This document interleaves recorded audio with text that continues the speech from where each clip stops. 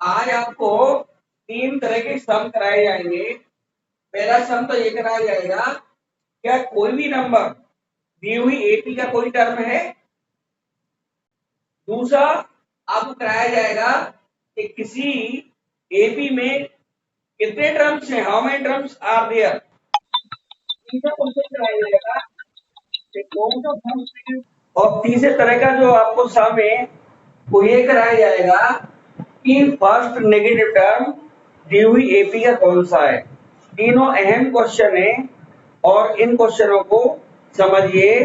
और पहला जो क्वेश्चन है, क्या कोई टर्म दी हुई एपी का कोई टर्म है, के लिए आपको यह देखना पड़ेगा कि एन की जो वैल्यू आती है वो नेगेटिव और फ्रैक्शनल ना हो जाए।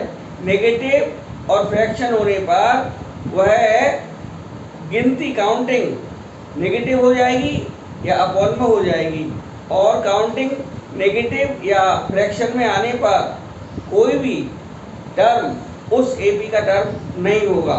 लेकिन यदि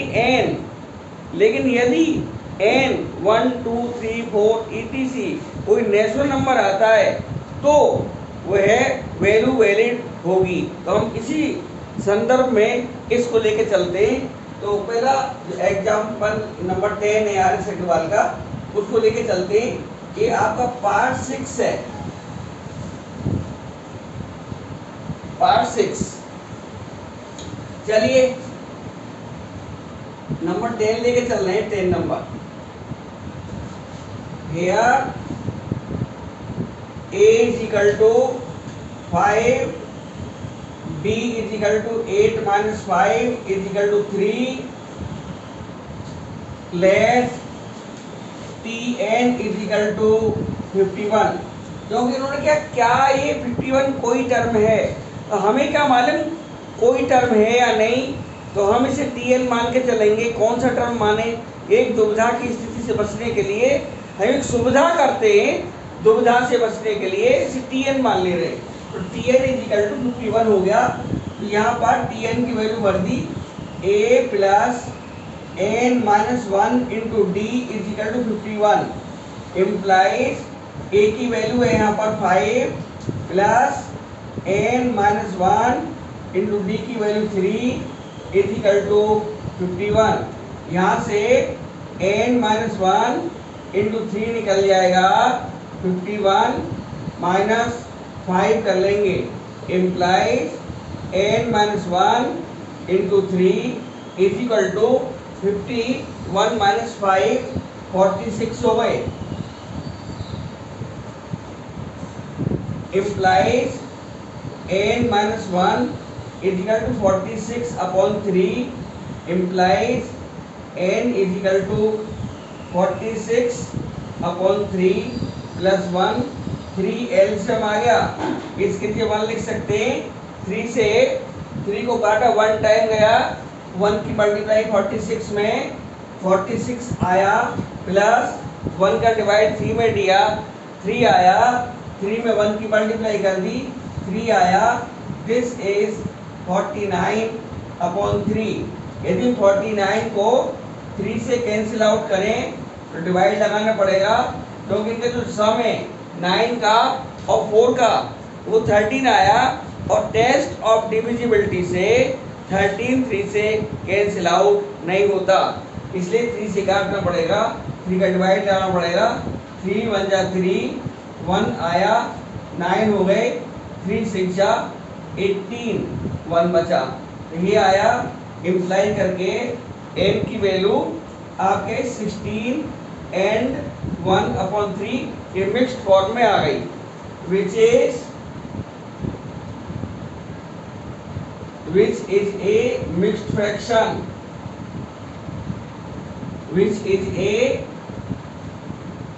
fraction, and n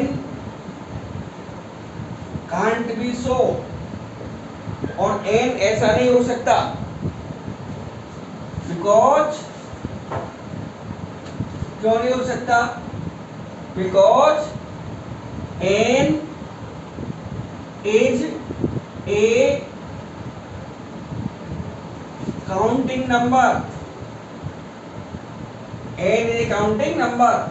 अब तो इसलिए कह सकते हैं 51 इस दी हुई एपी का कोई टर्म नहीं है। देयरफॉर 51 इज नो टर्म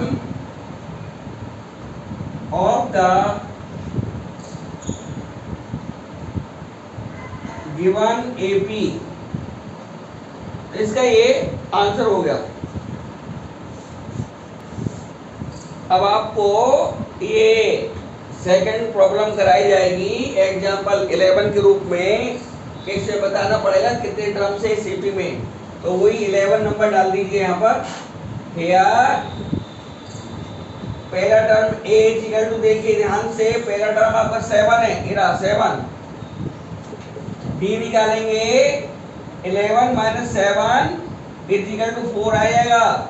और tn कितना दिया हुआ है 139 implies a plus n minus 1 into d is equal to 139 implies a की वैल्यू हमारी 7 है plus n minus 1 into d की वैल्यू अभी 4 निकाली है 139 आ गए। यहाँ पर a की वैल्यू 7 मैंने पढ़ दी, n हमारे पास नहीं था क्योंकि हमें ट्रम्सों से पूछे थे। d की वैल्यू हमने 4 निकाल दी और tn की वैल्यू यहाँ से रही 139, ये वाली वैल्यू 139 tn की वैल्यू, लास्ट टर्म को tn बोलते हैं। तो यहाँ पर जो लास्ट टर्म से tn लिख दिया 139 इम्प्लाइज यहाँ पर n minus 1 into 4 equal to 139 minus का 7 implies n minus 1 into 4 equal to 132 आ गए। Implies n minus 1 equal to 132 divide by 4। इसमें लास्ट के 2 डिजिट 4 से कैंसिल आउट हो रहे हैं।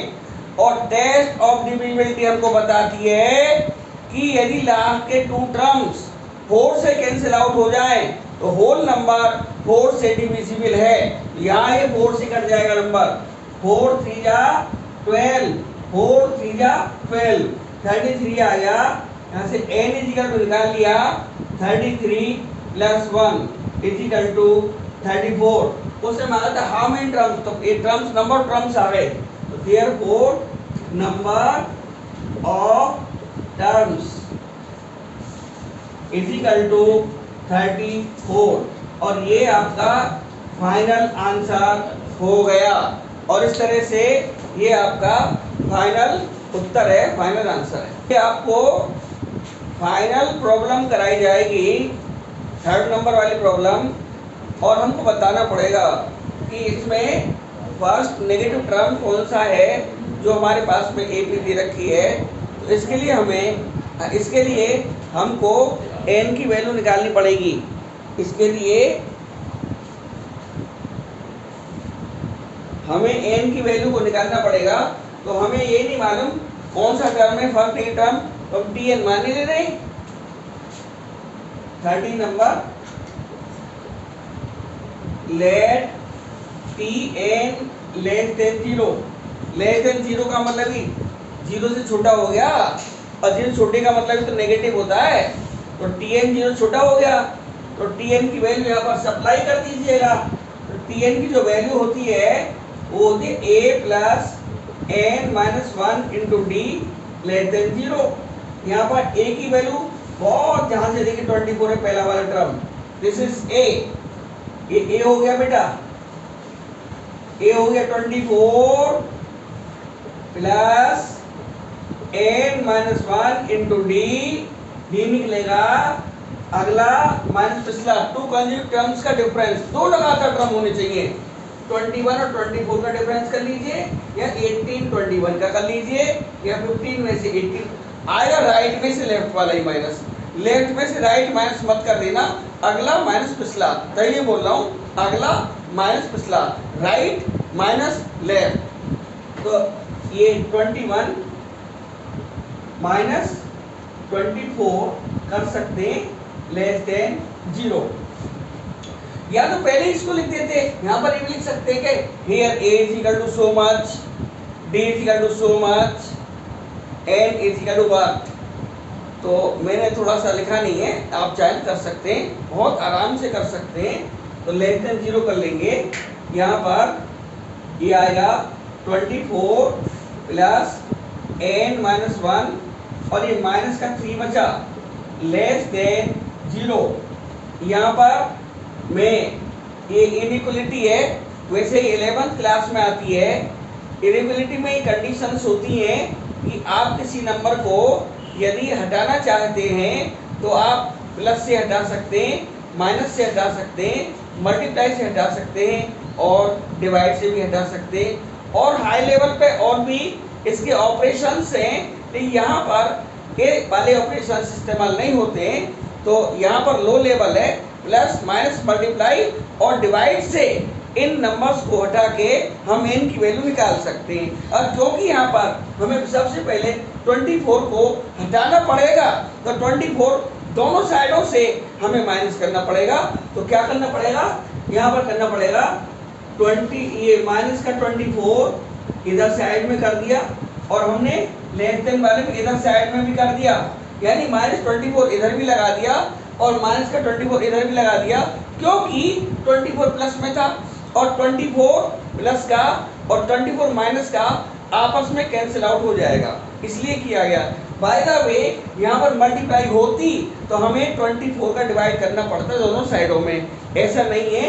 यहाँ पर प्लस लगा हुआ है इसलिए माइनस 24 करना पड़ेगा, दोनों साइडों में करा, बाकी तो लिख रहा है। सो हम क्वेश्चन को उतार देंगे, उतार दिया question, plus 24 plus n minus 1 into minus का 3। यहाँ पर देखें तो माइनस का 24 है प्लस का 24 है, ये दोनों कैंसिल आउट हो गए, यानी 0 आ चुका है। 0 plus n minus 1 into minus का 3 लेस देन माइनस का 24। इम्प्लाई 0 कुछ नहीं होता, प्लस का एडिटिव आइडेंटिटी है और 0 एडिटिव आइडेंटिटी होने के नाते 0 खुद समाप्त हो जाएगी और नंबर हमारा बचा रहेगा बाकी वाला। तो n माइनस 1 इंटू n, ये माइनस का 3 आ गया लेस देन माइनस 24। लेकिन जो लॉजिक है वो तो देने पड़ते हैं, यहाँ पर लिखना पड़ेगा since 0 is an additive identity. 0 यहाँ पर आइडेंटिटी है, 0 वाली एडिटिव आइडेंटिटी है। वैसे मैं पहले भी एक्सप्लेन कर चुका हूँ, आइडेंटिटी कुछ नहीं होती।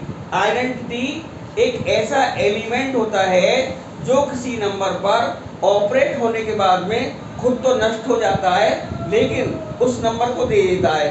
जैसे मान लीजिए हम 10 में 0 ऐड करें तो हमारा रिजल्ट 10 आता है, नंबर प्राप्त हुआ, 0 प्राप्त नहीं हुई, तो 0 एडिटिव आइडेंटिटी हुई। उसी प्रकार से यदि हम 10 में 1 की मल्टीप्लाई करें तो हमें 10 प्राप्त होता है और 1 खुद नष्ट हो गया यहाँ पर, लेकिन मल्टीप्लाई करने के बाद नष्ट हुआ है, इसलिए 1 को मल्टीप्लिकेटिव आइडेंटिटी कहते हैं। तो यहाँ पर 0 एडिटिव आइडेंटिटी हुई और यहाँ पर बाकी नंबर हमने लिख दिया। अब क्योंकि यहाँ पर -3 का मल्टीप्लाई हो रहा है तो दोनों साइडों में हमको -3 का डिवाइड देना पड़ेगा। लेकिन इसमें एक बात का ध्यान रखना पड़ेगा कि दोनों साइडों से माइनस हटाया जा रहा है। इनइक्वलिटी की छोटी सी हल्की झलक देखते हैं। क्या झलक है, मान लीजिए आपको पहले माइनस को यहाँ समायोजित करना पड़ेगा। माइनस है तो फिर थोड़ी गड़बड़ है, माइनस को हटाने के लिए क्या करना पड़ेगा, तो झलक देखिए। हम देखते हैं माइनस का जो 10 है, माइनस का जो 10 है ध्यान से देखिए, छोटा है माइनस के 15 से। आप चाहे और भी नंबर ले सकते हैं, मैंने 2 नंबर लिए 10 और 15, 10 और 15। अब मैं माइनस हटाना चाहूँगा यानी एक माइनस यहाँ लगाऊंगा, यानी एक माइनस मैंने इधर लगा दिया, एक माइनस मैंने इधर लगा दिया, तो दोनों साइडों में सेम साइन लगाना पड़ता है। तो इसका जो साइन है देखिए, ये तो प्लस का टेन हो जाएगा, ये प्लस का टेन हो जाएगा, देखिए बहुत आराम से ये टेन हो गया। नहीं उल्टा लिखा हुआ है, उल्टा है बेटा ये, सॉरी उल्टा है, ये ऐसे साइन आएगा, सॉरी ये साइन माइनस का टेन, माइनस में छोटा नंबर बड़ा होता है, तो माइनस का टेन बड़ा आया, माइनस के 15 से 15 से। अब हमको माइनस दोनों साइडों में लगाना पड़ेगा, ये 10 आ जाएगा, ये 15 हो जाएगा। तो जो साइन है ये वाला बहुत फोकस करिए यहाँ पर, ये ऐसे हो जाएगा, यानी तो 10 है लेस देन 15 आ जाएगा। यही हम यहाँ पर प्रमाणित करते हुए लगाएंगे। पहले हम माइनस को हटाना चाहते हैं, तो जब माइनस को हटाना चाहेंगे तो क्या आएगा, n माइनस 1 बड़ा ब्रैकेट लगाएंगे, माइनस -3 इधर ब्रैकेट लगा दिया। अब ये साइन यूं हो जाएगा, माइनस 24, एक माइनस मैंने यहाँ पर लगा दिया, एक माइनस मैंने यहाँ पर और जोड़ दिया, 2 माइनस मैंने लगा दिए। तो अभी मैं बता रहा था जो बीच का इनइक्वालिटी वाला साइन है ये उल्टा हो जाता है, रिवर्स प्राप्त कर लेता है। तो यहाँ पर देखिए n माइनस 1 और ये 3 आया, मल्टीप्लाई में 3 बचेगा, ये माइनस माइनस प्लस होता है, और ये ग्रेटर देन 24 हो जाएगा। अब 3 का डिवाइड हम लगा देंगे, क्योंकि डिवाइड जो लगाया जाता है प्लस का ही लगाने का फायदा है, इसलिए इनइक्वालिटी से बहुत ध्यान से देख लीजिए, पहले इनइक्वालिटी से हमको माइनस साइन को रिमूव करना पड़ेगा। अब दोनों साइडों में हमको 3 से डिवाइड n माइनस 1 और ये 3 आया, और अपॉन में 3 इधर भी कर दिया, ग्रेटर देन 24 अपॉन में 3 यहाँ पर भी कर दिया। और यहाँ पर हल्का सा और क्वेश्चन देखिए, थोड़ा सा बचा है क्वेश्चन, ये यहाँ पर ऐसे मैंने एरो लगा दिया रिमेनिंग पार्ट के लिए, तो 3 से 3 कैंसिल आउट हो जाएगा। देखिए तो यहाँ पर बचेगा n माइनस 1 ग्रेटर देन 3 8 जा 24 आ जाएगा, इम्प्लाइज n। अब ये माइनस का 1 है ना, तो दोनों साइडों में 1 जोड़ना पड़ेगा, 8 plus 1 adding 1 to both side. आप चाहें तो लिख सकते हैं यहाँ एडिंग 1 थ्रू आउट,